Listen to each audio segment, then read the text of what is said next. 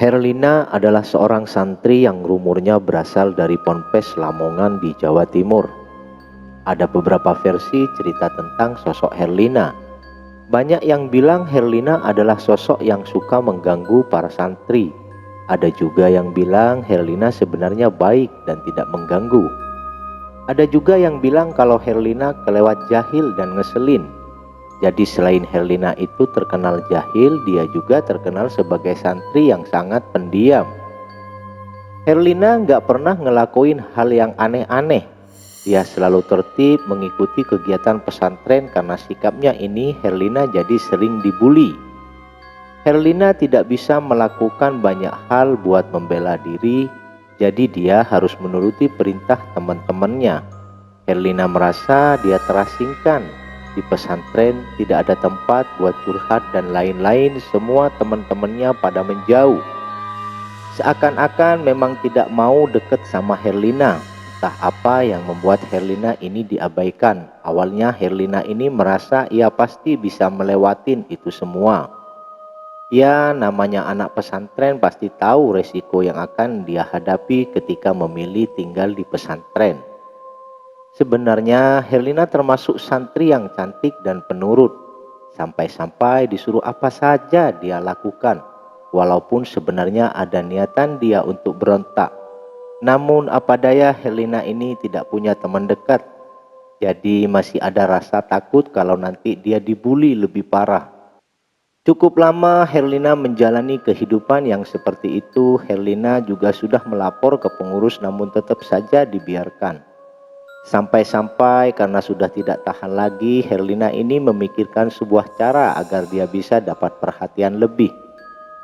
Herlina memutuskan buat mencuri cincin dari ibu Nyai. Dengan begitu dia pasti akan diperhatikan. Mulailah Herlina merencanakan kapan waktu yang tepat. Sampai akhirnya dia benar-benar melakukan hal itu. Herlina mengendap berjalan ke dalam, sebutan untuk rumah Kiai dan ibu Nyai. Saat itu kebetulan suasana lagi sepi. Yang piket juga nggak ada karena ada jadwal ke pasar. Sementara Bu Nyai ada tugas ceramah. Herlina memberanikan diri masuk ke dalam.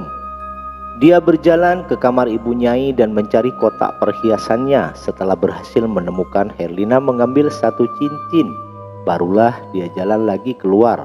Herlina sengaja membiarkan kotak perhiasan Bu Nyai berantakan, biar tahu kalau ada yang ngambil barangnya.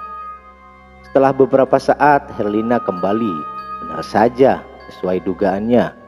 Suasana dalam begitu gempar. Semua santri dikumpulin. Mereka semua diminta untuk mengakui perbuatannya.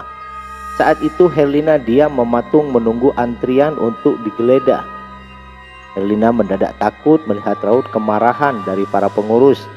Setahunya mereka tidak pernah semarah ini. Sampai tiba pada giliran Herlina. Dia maju, di saku kemejanya memang ada sebuah cincin yang terbungkus kertas. Gak salah lagi, itu memang cincin ibu Nyai. Pengurus yang menemukan itu langsung menyeret Herlina ke hadapan pemimpin pondok putri itu. Setelah Herlina tiba di hadapan Bu Nyai, dia jelasin semuanya termasuk alasan kenapa dia mengambil cincin itu. Rupanya karena ingin dapat perhatian lebih. Herlina sudah tidak kuat dengan perlakuan dari teman-temannya. Saat itu juga Herlina mendapatkan hukuman yang sangat berat. Herlina yang takut menjalani hukumannya memilih kabur. Dia tidak mau dihukum karena menurutnya alasan dia bisa dipertimbangkan. Malam itu, tepatnya di tengah malam, Herlina bangun. Dia bersiap kabur setelah memastikan semua orang sudah tidur. Herlina jalan mengendap ke gerbang depan. Herlina langsung lari tak tahu arah. Yang penting dia bisa kabur. Sampai akhirnya dia mengalami kecelakaan. Herlina tertabrak dan akibat insiden itu dia meninggal di tempat.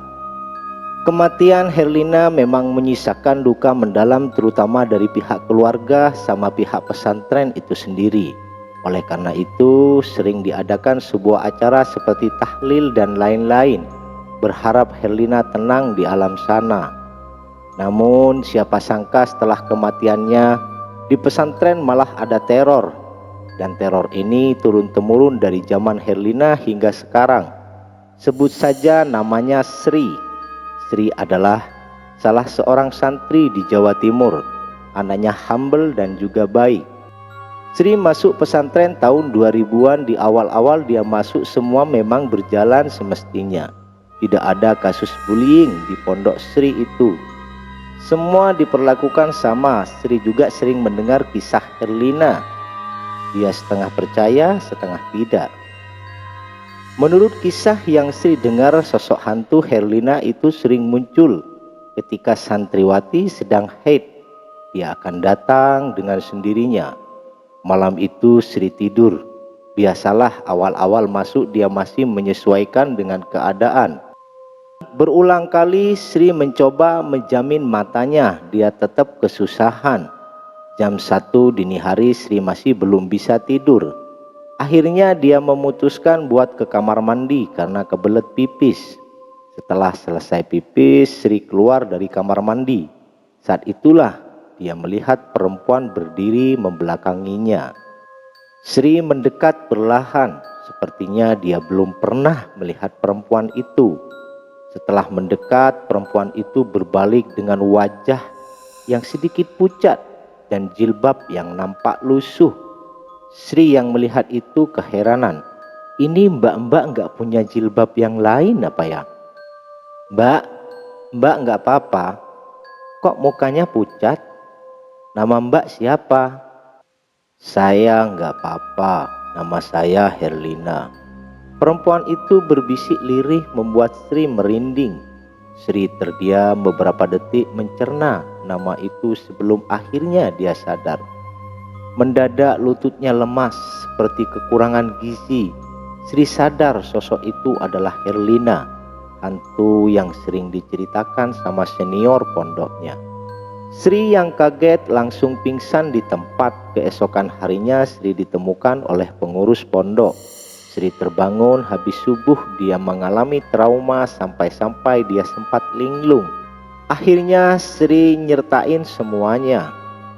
Namun setelah itu teror yang dialami Sri semakin banyak. Suatu ketika dia di kamar sendirian. Terdengar suara ketukan yang anehnya dari dalam lemari. Duk, duk, duk. Sri mulai curiga jangan-jangan ada maling yang lagi ngumpet. Namun bila diperhatiin, suara ketukan itu berirama. Dia muncul setiap 3 detik dengan ketukan yang keras di akhir. Sri berjalan perlahan, dia bersiap membuka lemari. Sri terkejut saat tahu ternyata lemarinya masih terkunci. Dia mulai diliputi rasa takut. Ayo Sri, kamu berani, kamu bisa. Sri mendadak ragu tapi dia harus menyemangatin diri sendiri. Dan benar saja, saat pintu lemari dibuka, Sri melihat sosok Herlina tertawa.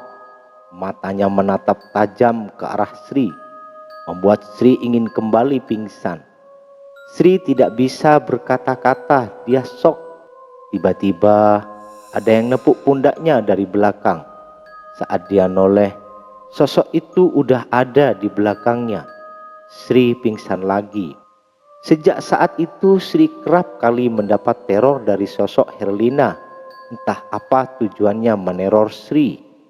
Sampai-sampai Sri pernah memiliki niatan untuk pulang kampung atau pindah pesantren karena hal yang dialaminya itu. Namun karena berbagai pertimbangan Sri tetap bertahan meskipun dia ketakutan. Sri juga udah melaporkan hal itu ke beberapa pengurus. Udah lapor ke Bunyai juga pihak keluarga. Mereka juga udah membantu Sri dengan bermacam cara. Ada yang pasang rajah di depan pintu kamar, pintu lemari, dan lain-lain. Namun sayang gangguan yang dialami Sri belum juga berhenti. Rajah itu adalah kertas yang isinya doa tertentu gitu ya. Biasanya digunakan agar aman dari gangguan jin. Sri sendiri tidak tahu apa yang menyebabkan dia diganggu. Sri juga nggak habis pikir. Semakin lama gangguan dari Herlina semakin sering. Sampai-sampai Sri hafal kapan sosok itu muncul dan pergi. Tapi semakin lama juga Sri akhirnya terbiasa. Sri juga sering bertukar cerita dengan senior-seniornya yang katanya mereka juga pernah mengalami hal sama dengan Sri. Sosok Herlina akan mengganggu pada orang yang tidak mempercayainya. Dan menurut cerita yang Sri dengar, hantu itu akan menghilang dengan sendirinya. Sri penasaran kenapa sosok Herlina menjadi semenakutkan sekarang. Sebenarnya apa yang telah terjadi? Sejujurnya Sri sendiri menganggap sosok Herlina hanya urban legend.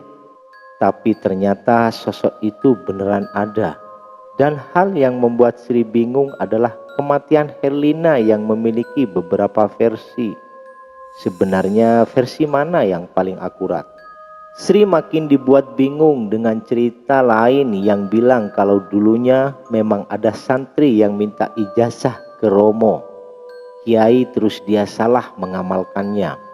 Sejak saat itu dia menjadi hantu penunggu kamar mandi dan akan mengikuti siapa saja yang sedang haid karena dia menyukai darah. Ada juga yang bilang kalau pernah bertemu sosok hantu Herlina yang katanya pernah membawa tas cukup besar dan isinya adalah darah. Sri mendengar dengan seksama cerita dari santri yang lain. Sri makin kaget, ternyata sosok Herlina memang mengerikan.